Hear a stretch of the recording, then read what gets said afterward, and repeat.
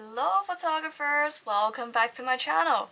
Ever since I posted a story on my Instagram of me doing my mom's headshots at home, you guys absolutely loved it and I got a lot of questions from you guys asking me, oh, how can I do my own headshots at home? Seriously, Belinda, I need a new headshot because my photo on LinkedIn now just looks like crap. Alright, I get that. So today in this video, I'm going to walk you through what exactly you need to do it at home, and I'll walk you through how to do it. I'll also explain to you why certain things are done a certain way, but if you want a more detailed explanation, head over to my blog where I put everything nicely into clearly formatted sections that you can refer to. If you enjoy this video, remember to hit like, subscribe, and click the bell notification button so that you'll be the first to know when I make the next video. If you forget every single thing in this video, this is the one thing that you have to take away.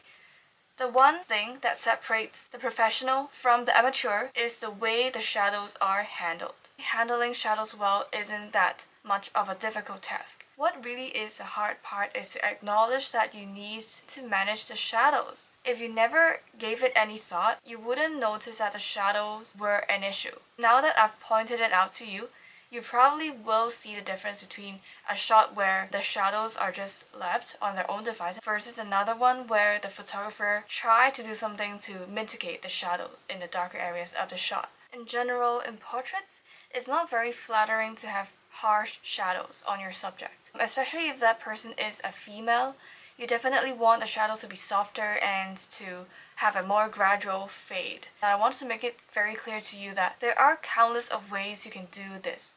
There are so many ways that you can go about it. There are so many different sets of equipment that would give you results. Definitely you don't have to do what I did for my shoot. You can come up with your own equipment. But the general principle doesn't change. Always remember that no matter what equipment you use, no matter what setup you use, take care of the shadows. Let's get into the stuff that I used for my shoot. First of all, I made good use of a large, nice window. What I really recommend you to do is to make the most out of natural light. Professional photographers have a lot of sophisticated lighting and they do a lot of fancy stuff with light. But essentially, I feel that all of this is about mimicking natural light. All we are trying to do, all these techniques and skills that we are developing with studio lighting ultimately has the goal of recreating natural light, to make the light look as natural as possible. So if you already have natural light, why not take advantage of it? Definitely do it by a window. So this actually leads us onto another point, which is when to do the photo shoot. Apparently, in order for there to be natural light, you have to do it during the day. But even during the day, there are times that are better than the others. If you have been into photography for a while and you have been studying light, you will notice that the light is kind of different throughout the day. The intensity, the color of the light varies according to the hour. So what I recommend you to do is to do the photo shoot around 1 to 2 hours before the sun goes down. That is when the light is the softest. That is when the light comes in a more flattering direction. If you do it at noon, it's going to be a really harsh, direct sunlight that is going to hit your subject's face right from the above. And it's going to create some really unflattering shadows, and that just totally defeats the purpose. But if you do it around 4 to 5 p.m. in the afternoon, you will get that source of sunlight that is more diffused and softer in general, and that will serve you the best. Another source of light that I would definitely recommend you to get is not really a source of light in itself, but it is something that could redirect the light onto your subject. If photography is something you're thinking of getting into long term, definitely invest in a set of reflectors. The set of reflectors that I got, there is a diffuser layer wrapped by layers of coating. There are 4 different colors. There is a white matte coating, there is the black coating, there is a silver coating, and there's also the golden coating. Everything just fits together nicely in a small package. If you are thinking of getting to photography in the long run, this is something that you will be able to use for years and years down the road. But I also know that for some of you, this photo shoot is more of a one-off thing for you. You just want a couple of decent headshots and you will be fine for a very long while before needing another photo shoot. If that is the case, just get something that has a flat surface and it's white in color. that would serve the purpose for now. So the reason why you want to get a reflector or a reflective surface is because most of the time your subject will be wearing a dark suit. And therefore you want to reflect some light back onto that black surface to get some of the details back, or else that very dark area on your subject will be too contrasty with the brighter areas of your subject's skin. The third thing that you will need is a fill light. What is a fill light? We talked about the natural light coming through the window being the main source of light, right? So the best way of doing it is to place your subject at an angle to the window. So let's say the light is coming through the window in one direction. You want to place your subject facing the direction so that the light is hitting your subject at a 45-degree angle. The reason why for that is because apparently you want as much of your subject's face as possible to be facing the natural light. But at the same time, you don't want her face to be directly facing the light. So let's say if you are taking a photo of me, it is the best that the light comes from this way or that way.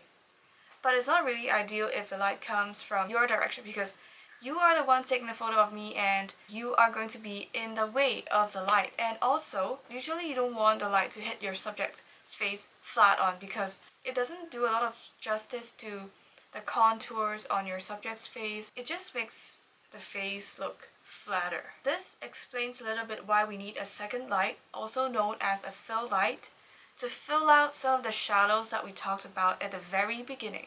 There are many ways you can go about creating that fill light. If photography is something that you consider going into seriously in the future, go invest in at least an LED light, which is what I have. But again, if it is just some casual thing for you, you can use your iPhone flashlight. Given that we are trying to make the most out of what we have, your phone flash would do a sufficiently good job. And two other things we need. Apparently we need a camera to take the picture. We also need a background that is minimal, not so busy. It doesn't have to be completely plain depending on your aesthetics, but it shouldn't be too chaotic as well. So now let me just run you through a few things about the setup and what to keep in mind when you are doing the actual shoot. First of all, let's talk about the camera settings a little bit. The first thing that I determined was the aperture. I usually set my aperture at f4.0 when I'm doing these kind of formal headshots. We want the background to be blurred. As we mentioned, you don't necessarily have a plain background. You still want it to be as blurred as possible because the subject is the focus of the photo. Secondly, I don't want to go too low. So I don't want to go anywhere beyond f3.5 because you don't only want the subject's eyes to be in focus.